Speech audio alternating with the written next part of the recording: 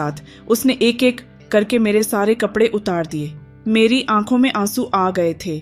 मैं यूं एक अजनबी के सामने बैठी थी और मेरे कपड़े ज़मीन पर पड़े हुए थे। अपने हाथों से अपने आप को छुपाने की कोशिश करने लगी थी। तभी वह मेरे करीब आ गया और मुझे चूमने लगा। मैंने अपनी बची हुई, मेरा नाम अनीता है, मैं लंदन जाने वाली थी। मुझे वहाँ एक प्रोजेक्ट मिला था। मैं एक IT कंपनी में जॉब करती थी। 5 साल जॉब करने के बाद मैंने लंदन के लिए अप्लाई की थी और वहाँ मुझे प्रोजेक्ट मिल गई थी। मैं वहाँ शिफ्ट होने जा रही थी। मन ही मन बहुत खुश थी कि मेरी किस्मत बदलने वाली है, पर शायद मेरी किस्मत में कुछ और ही लिखा था। हम जैसा सोचते हैं अक्सर वैसा नहीं होता। मैंने कैब बुक कर लिया था। अपनी मम्मी पापा के गले मिलकर अपना सारा सामान लेकर मैं कैब में बैठकर अंदर ही अंदर खिलखिला उठी थी। इस बात का दुख था कि मैं अपने घर वालों से दूर जा रही हूँ, पर मैं ज़्यादा दिनों के लिए नहीं रहने वाली थी। कुछ 1 साल लंदन में रहकर मैं अच्छे पैसे कमाना चाहती थी और यही सपना आंखों में लिए मैं कैब में बैठे आंखें बंद कर ली थी और हेडफोन लगाकर अपने मोबाइल से गाना सुन रही थी। अचानक बाहर का नज़ारा देखने के लिए मैंने अपनी आंखें खोली तो घबराहट से मेरा चेहरा बिल्कुल लाल हो गया। मैंने कैब ड्राइवर से कहा, यह किस रास्ते मुझे लेकर जा रहे हो? यह रास्ता तो एयरपोर्ट का नहीं लग रहा। चारों तरफ खेत खलिहान था। ऐसा लग रहा था कि मैं किसी गांव के रास्ते पहुंच गई हूँ। घबराहट से मेरा दिल बहुत तेजी से धड़कने लगा था। मेरी सांस उखड़ने लगी थी।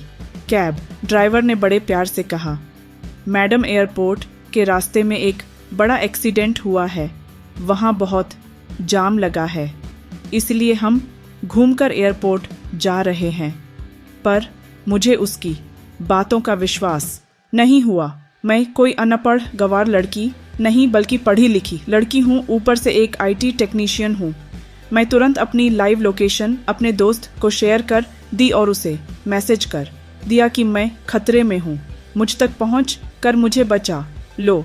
उसके बाद मैंने कैब ड्राइवर से कहा, आप गाड़ी यहीं रोक दे, आप मुझे गलत रास्ते में ले आए हैं और मैं अभी पुलिस को कॉल करती हूँ ताकि आपको अरेस्ट कर ले। ड्राइवर ने गाड़ी तुरंत रोक दी। एक पल तो मुझे लगा कि मेरी बात सुनकर उसने गाड़ी रोक दी, ज़रूर शरीफ आदमी होगा। पर अगले ही पल वह मेरी पिछली सीट में आ गया और दरवाज़ा खोलकर मुझे घसीटकर बाहर निकालकर मेरे मोबाइल को तोड़ दी और उसके बाद मुझे कार के सीट में बांध दिया। मेरी हालत बहुत ख़राब हो गई थी। कुछ दूर जाने के बाद एक बड़ी सी काली कार आकर हमारी कार के सामने रुक गई। मुझे लगा शायद इस कार से मदद मांग सकती हूँ। उस कार से कुछ लोग बाहर आए। उन लोगों ने डिक्की से मेरा सामान निकाल लिया और अच्छे आसे तलाशी लेने लगे थे। उन्होंने मेरी लैपटॉप निकाली और हर तरह की इलेक्ट्रॉनिक डिवाइस बाहर निकाल दिए। बस कपड़े बैग में लेकर दूसरी काली कार पर रख दी और फिर मुझे घसीटकर कार से बाहर निकाला और उस बड़ी कार में लाकर फिर से मुझे बांध दिया। इस ड्राइवर ने अपना भेष बदल लिया और इस बड़ी कार में आकर बैठ गया। मेरी आंखों में आंसू आ गए थे। मैंने कहा, मैंने तुम्हारा क्या बिगाड़ है? मेरी जॉब लंदन में लगी है, इसलिए मैं एयरपोर्ट जा रही थी। तुमने मुझे यूं अगवा क्यों किया? प्लीज़ भगवान के लिए मुझे छोड़ दो। अगर मुझसे कोई गलती हो गई हो तो मुझे माफ़ कर दो। जी प्लीज़ मुझे छोड़ दो। मैं रो रही थी, गिड़गिड़ा रही थी, पर उसने मेरी एक भी बात ना सुनी। वह काफ़ी दूर मुझे एक अनजान सी जगह में लेकर आ गया था। उसका बड़ा सा फार्म हाउस था। मुझे वहाँ घसीटता होता हुआ अंदर लेकर आया। कुछ पेपर्स मेरे हाथ में थमा दिए और कहा, इसे साइन कर दो। जब उन पेपर को मैंने देखा तो मेरे पैरों तले से ज़मीन निकल गई। वह कोई मामूली पेपर्स नहीं थे, बल्कि मैरिज रजिस्ट्री के पेपर थे।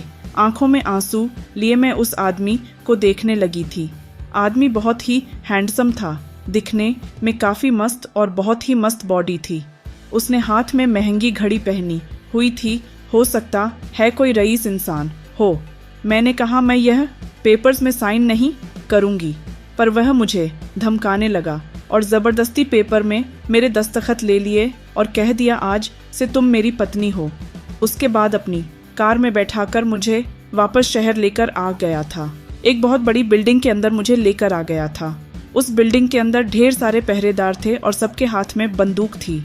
सबको देखकर मेरी जान सूख गई थी। उसने एक लड़की को मेरे कमरे में भेज दिया था जिसने मुझे दुल्हन की तरह तैयार कर दिया था। यह शादी जबरदस्ती की शादी थी और मैं इस शादी को किसी भी हाल में नहीं मानना चाहती थी। मेरी लाइफ लंदन में सेट होने वाली थी और अब मैं यहाँ कैद हूँ तो रो रो कर मेरा बुरा हाल हो गया था। ना जाने मेरी मम्मी पापा का क्या हाल हुआ होगा। मेरे दोस्त ने तो अब तक मेरे मम्मी पापा को खबर दे दी होगी। मैं बहुत ज़्यादा घबराने लगी थी। अभी 2 महीने पहले ही मेरे लिए शादी का रिश्ता आया था। लड़का काफ़ी अच्छा था तो मेरे मम्मी पापा मेरी शादी वहाँ करवाना चाहते थे। अभी मैं अपना करियर बनाना चाहती थी और लंदन जाने के लिए ट्राई कर रही थी। मैंने वह रिश्ता ठुकरा दिया था और ऐसे भी मैं मन ही मन सुनील को चाहती हूँ। हम दोनों सालों से दोस्त हैं। सुनील भी मुझे चाहता है पर हम दोनों ने अपने मन की बात एक दूसरे को अब तक नहीं बताई क्योंकि मैंने सुनील से साफ साफ कह दिया था कि अभी मैं शादी के चक्कर में नहीं पड़ना चाहती। वह मुझसे हंसी मजाक में यही कहता कि तुम मुझसे शादी कर लेना। मैं भी हंसकर कहती कि हाँ तब की तब देख लेंगे। सुनील कहता मैं तुम्हारा इंतज़ार करूँगा। मैंने कहा ठीक है, अगर तुम इंतज़ार कर सकते हो तो कर लो। और अभी 2 साल पहले तो मैं शादी नहीं करने वाली, पर हम दोनों बिल्कुल पक्के दोस्त हैं और एक दूसरे से हमेशा हंसी मजाक करते रहते हैं। सुनील इतना सपोर्टिव है कि मुझे बहुत अच्छा लगता है। आज मैं उसी को मदद के लिए मैसेज भेजी थी। ना जाने बेचारा किस हाल में होगा। उसी के बारे में सोच रही थी। अगर मैं सुनील से शादी कर लेती तो आज ये हाल ना होता। इस अजनबी आदमी से मुझे शादी नहीं करनी पड़ती या फिर मेरे लिए जो रिश्ता आया था उसे भी अगर हाँ कर देती तो आज यह दिन ना देखना पड़ता। मैं दुल्हन बने एक ऐसे इंसान का इंतज़ार कर रही थी जो मेरा किडनैपर था और ज़बरदस्ती शादी के कागजात में मेरे दस्तखत करवाए थे। मैंने सोच लिया था कि मैं उसे अपने करीब नहीं आने दूंगी। वो रात को मेरे कमरे में आ गया। उसको देखते ही मेरा दिल घबरा उठा था। मेरे पास आकर मुझे मुंह दिखाई का तोहफा दिया पर मैंने उसे लेने से इनकार कर दिया। कहा तुम मेरे ज़बरदस्ती के पति हो। मैं यह शादी नहीं मानती। शादी में दोनों की मर्जी शामिल होती है। अभी भी वक्त है, मुझे एयरपोर्ट पहुंचा दो और मेरे लंदन जाने का इंतज़ाम कर दो। मैं तुम्हारे खिलाफ पुलिस कंप्लेंट नहीं करूंगी। उसने कहा तुम्हें कैसे छोड़ दूं? तुम मेरी पत्नी हो। मैं तुमसे बहुत प्यार करता हूं और 7 जन्म तक इस रिश्ते को निभाऊंगा। मैंने कहा कैसा प्यार? तुम तो मुझे जानते तक नहीं। लगता है तुम्हारा दिमाग खराब हो गया है। तुम्हें अपना दिमाग का इलाज करवाना चाहिए। मेरी बात सुनकर उसके चेहरे में गुस्सा साफ नजर आने लगा था। गुस्से से मेरे पास आया और मेरे कपड़े उतारने लगा। मैंने कहा देखो मुझे छुओ मत। तुम यह बहुत बड़ी गलती कर रहे हो। मुझसे दूर रहो। मैं उसे पीछे धकेलने लगी थी पर वह पूरी ताकत के साथ मुझ पर टूट पड़ा। वह बहुत ताकतवर था, ऐसा लग रहा था कोई फाइटर भी हो। बड़ी ही बेरहमी के साथ उसने एक एक करके मेरे सारे कपड़े उतार दिए। मेरी आंखों में आंसू आ गए थे। मैं यूं एक अजनबी के सामने बैठी थी और मेरे कपड़े ज़मीन पर पड़े हुए थे। अपने हाथों से अपने आप को छुपाने की कोशिश करने लगी थी। तभी वह मेरे करीब आ गया और मुझे चूमने लगा। मैंने अपनी बची हुई ताकत से उसे जोर से धक्का मारा। एक पल के लिए वह पीछे हो गया। दूसरे ही पल वह पूरी ताकत के साथ मेरे ऊपर दोबारा टूट पड़ा। अब मैं चीखने लगी कि मुझे छोड़ दो, पर उसने बेरहमी की हर हद पार कर दी। लेकिन हम दोनों में संघर्ष जारी था। मैं आत्मसमर्पण करने को तैयार नहीं थी।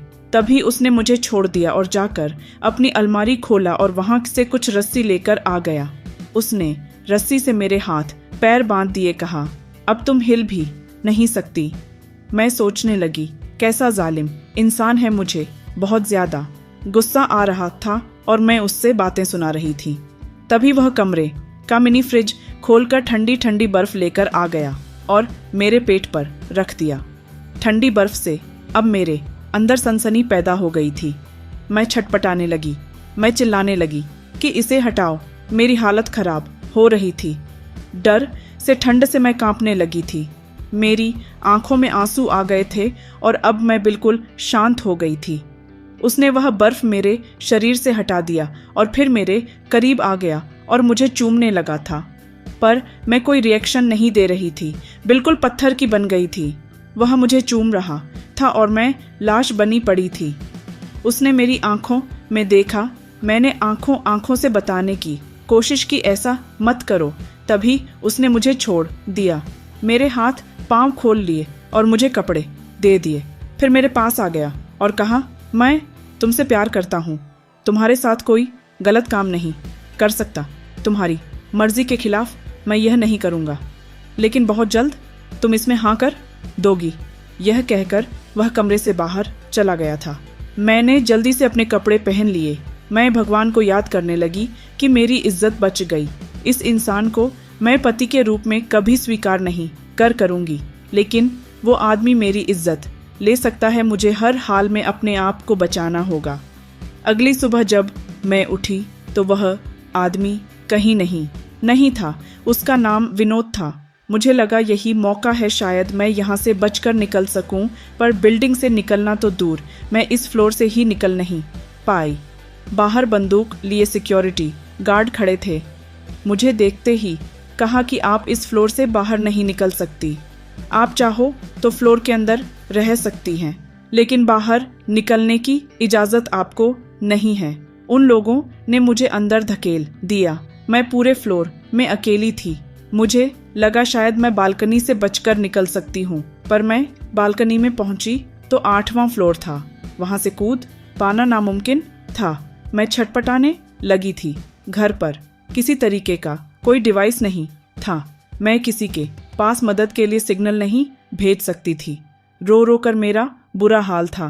मुझे अपने घर वालों की चिंता हो रही थी, जिस वजह से मैं और ज्यादा रो रही थी। मेरे बिना ना जाने मेरी माँ का क्या हाल हो रहा था। शाम को 6 बजे तक वह घर आ गया। मैंने कहा, विनोद मुझ पर रहम करो, मुझे यहाँ से जाने दो, मेरे घर वाले परेशान हो रहे होंगे।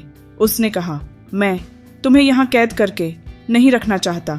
जिस पल तुम मुझे अपने पति के रूप में स्वीकार कर लोगी, इस पल से तुम आज़ाद हो जाओगी।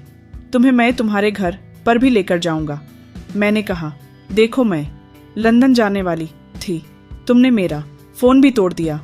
मैंने अपने दोस्त को मदद के लिए मैसेज भी की थी। इसमें मेरी माँ बहुत रो रही होगी, अगर उन्हें कुछ हो गया तो प्लीज़। उसने कहा, कल तुम्हें तुम्हारी माँ के पास लेकर जाऊंगा, बस आज दुल्हन बने मेरे लिए इंतज़ार करना। मैं जो चाहता हूँ मुझे दे देना, कल तुम तुम्हारी माँ के पास होगी। मैंने कहा, तुम जो चाहते हो वो मैं तुम्हें कभी नहीं दूंगी, मैं तुमसे प्यार नहीं करती। वो अचानक ही मेरे करीब आ गया, कहने लगा, तुम मुझसे प्यार ज़रूर करोगी, कहकर मेरे होठों को चूमने लगा। वह बेकाबू होने लगा था और मैं बिल्कुल वहाँ शॉक्ड खड़ी थी। मुझे यहाँ से हर हाल में आज़ाद होना था। मैंने कहा, विनोद रुक जाओ, मुझे बात करनी है। वो मेरी तरफ देखने लगा। मैंने कहा, मैं लंदन जाने वाली हूँ, अगर तुम मुझे मेरे घर वालों से कांटेक्ट करने दो और लंदन जाने दो और यह झूठ की मैरिज पेपर फाड़कर फेंक दो, तो मैं तुम्हारे साथ एक रात गुजारने को तैयार हूँ। यह कहकर मैं उसकी तरफ देखने लगी थी। वह मेरी तरफ बहुत ही गुस्से से देख रहा था। कहा, तुमने अपने आप को इतना छोटा कैसे कर लिया? तुम कोई बाजारू औरत नहीं हो, मेरी पत्नी हो। तुम एक रात के बदले में मुझसे यह सब चीज़ मांग रही हो। प्यार के बदले में कुछ भी मांगोगे तो तुम्हें देने को तैयार हूँ। अगर तुम्हारे साथ एक रात गुजारना ही होती तो तुमसे शादी क्यों करता? उस वक्त तुम्हारे साथ गलत काम कर लेता। कल रात भी मैंने तुम्हें छोड़ दिया था। मैंने कहा, जबरदस्ती किसी का प्यार हासिल नहीं किया जा सकता। उसने कहा, जबरदस्ती कहाँ किया? मैंने कहा, तुम मुझे किडनैप करके यहाँ लेकर आए हो, यहाँ कैद करके रखा है। यह जबरदस्ती नहीं है तो क्या है? तुमने मेरा करियर खराब कर दिया। उसने कहा, करियर खराब किया है तो मैं बना भी दूंगा। मुझे प्यार देकर तो देखो मैं तुम्हें क्या देता हूँ। मैं आईटी कंपनी का मालिक हूँ, तुम्हें टेक्निकल ऑफिसर बना दूंगा। लंदन में जितना कमाने वाली थी उससे ज्यादा कमाओगी। मैंने कहा, हो सकता है तुम बहुत रईस हो, पर पैसे से सब चीज नहीं खरीदी जा सकती। उसने कहा, हो सकता नहीं, मैं सच में रईस हूँ और मैं पैसों से तुम्हारा प्यार नहीं चाहता, प्यार के बदले तुम्हारा प्यार चाहता हूँ और तुम्हें खुश देखना चाहता हूँ। तुम्ही ने मेरा रिश्ता ठुकरा दिया था, वरना तुम्हें यह दिन देखना ना पड़ता। मैंने कहा, कौन सा रिश्ता? उसने कहा, अभी 2 महीने पहले ही तुम्हारे पापा मम्मी के पास अपना रिश्ता भेजा था, पर तुमने ना कर दी थी।